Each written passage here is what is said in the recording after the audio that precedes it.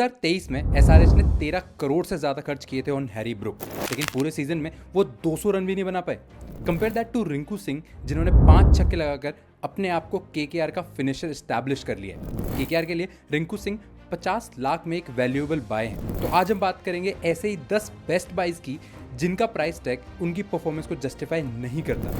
2008 IPL में काफी players base price पे गए थे, लेकिन एक प्लेयर जिसने सबसे ज्यादा इंपैक्ट क्रिएट किया खुद के लिए और टीम के लिए, वो थे ऑस्ट्रेलियन बल्लेबाज शॉन मार्श। सारे आईपीएल सीजन में पंजाब के लिए खेलते हुए मार्श ने 71 मैचेस में लगभग 2500 रन बनाए, जिसमें 1 century and 20 half centuries included. King 11 Punjab ने उन्हें सिर्फ 12 लाख में खरीदा था एंड पहले ही सीजन में ऑरेंज कैप हासिल करके उन्होंने अपनी वैल्यू प्रूव करी थी। सिर्फ 11 मैचेस में 616 रन बना के वो 2008 के हाईएस्ट रन स्कोरर थे।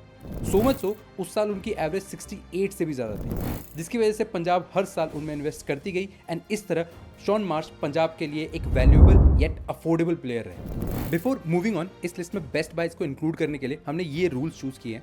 पहला, प्लेयर 1.5 करोड़ की रेंज में खरीदा गया होना चाहिए। एग्जाम्पल एबी डिविलियर्स को बेस्ट बाय तो नहीं कहेंगे, ऑल्दो उनका आरसीबी में कंट्रीब्यूशन क्रेजी है, बट आरसीबी ने उन पर करोड़ों रुपए खर्च किए एंड इतने प्राइस पर आपसे एक्सपेक्टेड है कि आप आईपीएल में आग ही लगाओगे। सेकंड, प्लेयर ऑलरेडी इतना एस्टैब्लिश नहीं होना चाहिए। Example Trent Boult one of the best buy हैं, क्योंकि वो काफ़ी सस्ते में गए थे, लेकिन वो इतना बड़ा नाम है क्रिकेट में कि पता है कि बॉलिंग अटैक वही लीड करे। थर्ड, क्लियरली उस प्लेयर ने आउटस्टैंडिंग परफॉर्मेंस दी हुई होनी चाहिए ऑब्वियसली। एंड लास्ट, कि एटलीस्ट 2-3 साल उस प्लेयर ने बढ़िया परफॉर्म किया होना चाहिए। ये ना हो कि वो 1 साल चमका और अगले साल टाटा बाय बाय। तो इसमें से अगर कोई भी प्लेयर एटलीस्ट 3 क्राइटेरिया में भी बैठेगा तो आप उनको बेस्ट बाय कह सकते हो। तो लिस्ट में अगले प्लेयर हैं अमित मिश्रा, जिनको डेक्कन चार्जर्स ने 2011 में मात्र 1 करोड़ 35 लाख में खरीदा था। 174 विकेट्स के साथ मिश्रा जी आईपीएल हिस्ट्री में 4th हाईएस्ट विकेट टेकर हैं।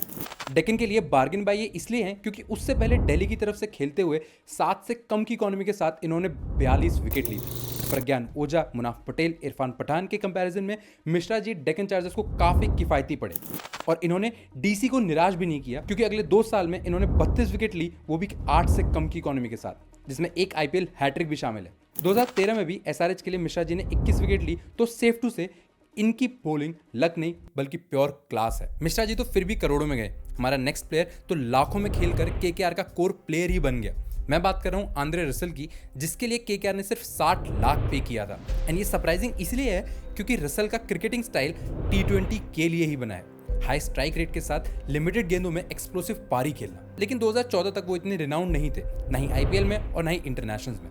इसके बाद भी केकेआर ने इनको इतना सपोर्ट किया, जिसके कारण 2015 और 2019 में वो मैन ऑफ द सीरीज रह चुके हैं। 2016 में बल्ले की जगह उनकी गेंदबाजी ने शोर मचाया था, जहां उन्होंने 15 विकेट्स ली at an average of 19। Russell एक एक्सप्लोसिव बैट्समैन के साथ साथ एक किफायती बॉलर भी रहे हैं। अपने 120 मैचेस के आईपीएल करियर में इन्होंने लगभग 2500 रन और तो और 105 विकेट्स चटकाई हैं। सेंचुरीज बनाने की जगह ये शॉर्ट बट इम्पैक्टफुल पारियां खेलते हैं, जिसकी वजह से केकेआर ने हमेशा इन्हें सपोर्ट किया है, कुछ ज़्यादा ही सपोर्ट किया है वैसे तो। जहां केकेआर ने हमेशा रसल को सपोर्ट किया है, हमारा नेक्स्ट प्लेयर पिछले 10 साल से आईपीएल का बेस्ट लेग स्पिनर रहा है, लेकिन फिर भी इनको ना किसी आईपीएल टीम से सपोर्ट मिला है और ना ही इंडियन टीम से।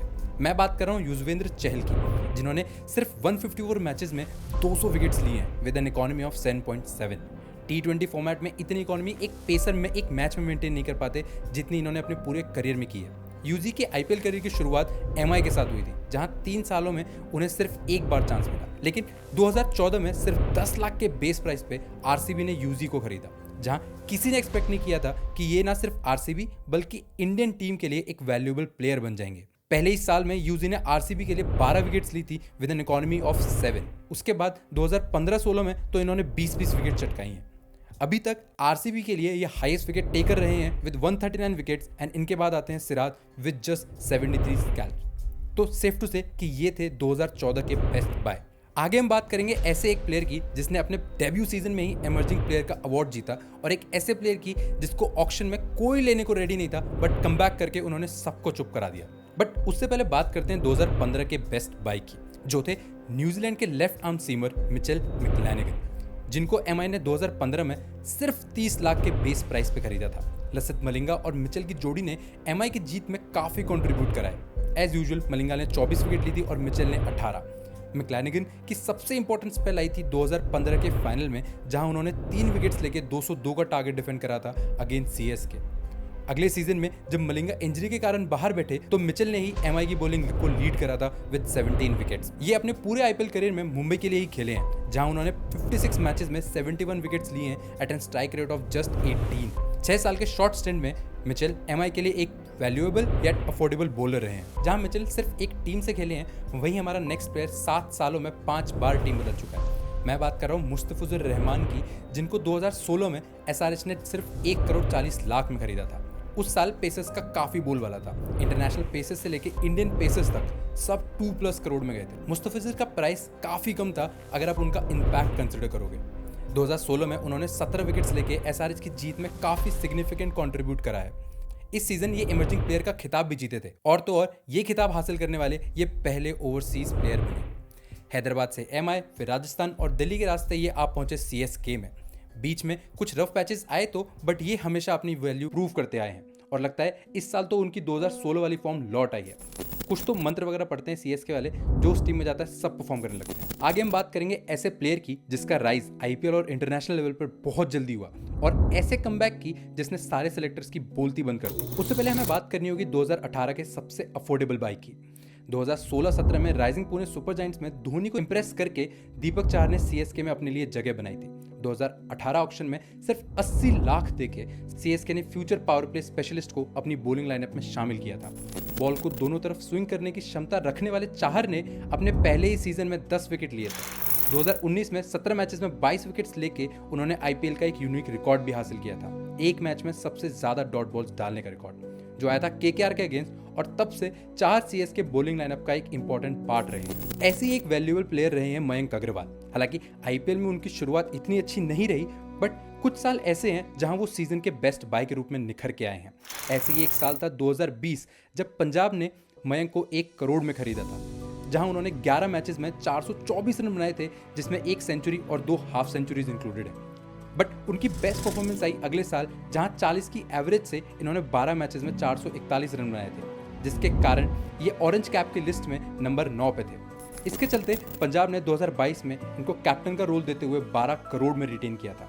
बट वो साल ये ज़्यादा कुछ कर नहीं पाए, लेकिन 2019 से 21 तक वो पंजाब के लिए काफ़ी किफ़ायती साबित हुए। हमारे अगले प्लेयर का आईपीएल करियर काफ़ी यूनिक है, जहां उनकी परफॉर्मेंस तो ऊपर गई है, बट प्राइस चार्ट में कुलदीप यादव काफ़ी नीचे गिरे हैं, जिसके दौरान ये आईपीएल 2022 के बेस्ट बायर रहे हैं। मात्र 2 करोड़ देके दिल्ली ने कुलदीप को एक्वायर करा था। माना ये हमारे रूल्स के बाहर है, बट इनकी इंटरनेशनल परफॉर्मेंस के चलते ये प्लेयर अभी भी बहुत अंडरवैल्यूड है। 2022 में डीसी से खेलते हुए इन्होंने 14 मैचेस में 21 विकेट्स ली थी, वो भी 14 की स्ट्राइक रेट के साथ, जिसके कारण ये पर्पल कैप की रेस में नंबर 5 पे थे। 2023 में चाहे इनकी आईपीएल फॉर्म बेस्ट ना हो, लेकिन 2023 ओडीआई वर्ल्ड कप में इनका योगदान कोई नहीं भूल सकता। लास्ट प्लेयर पे जाने से पहले एक प्लेयर है जो इनमें से ज्यादा क्राइटेरिया में पास नहीं होता, बट उनको मेंशन करना बहुत इंपॉर्टेंट है। तो ऑनरेबल मेंशन पे मैं बात कर रहा हूँ विराट कोहली की, जिनको 2008 में आरसीबी ने सिर्फ और सिर्फ 12 लाख में खरीदा था। इंटरेस्टिंगली दिल्ली के पास एक चांस था विराट को पिक करने का, लेकिन उन्होंने प्रदीप सांगवान को चुना, और मैं मानता हूँ ये आईपीएल की सबसे बड़ी गलती में से एक है। कोहली आईपीएल के हाईएस्ट रन स्कोरर हैं। रन को तो चलो साइड में रखो, वो एटलीस्ट अपनी फीस जितने स्पॉन्सरशिप लेके आते, इफेक्टिवली बंदा फ्री में खेल रहा होता। बट आईपीएल में दिल्ली ने कई ब्लंडर्स किए हैं, तो I am not even surprise. Moving on to the last player on the list, जिसके कमबैक ने सबको शॉक करके रख दिया था।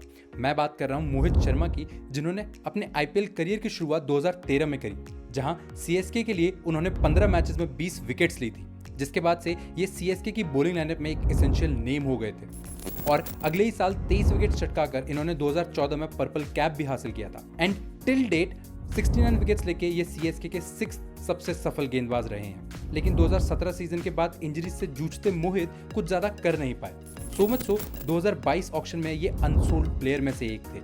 लेकिन इस सेटबैक के बाद उन्होंने गुजरात टाइटंस में कमबैक करा इन 2023, एंड ऐसा कमबैक जो कोई नहीं भूलेगा। वहीं 14 मैचेस में 27 विकेट लेने वाले मोहित पर्पल कैप की लिस्ट में 2nd नंबर पे थे, पर्पल कैप विनर शामी से 1 विकेट पीछे, जो इनको बनाता है 2023 का बेस्ट बाय। 2024 आईपीएल भी खत्म होने वाला है, और इस बार तो टीम्स ने पैसा बहाया है, चाहे स्टार्क हो या हर्षल पटेल। तो क्या लगता है इस बार का बेस्ट बाय कौन होगा? Let us know in the comments.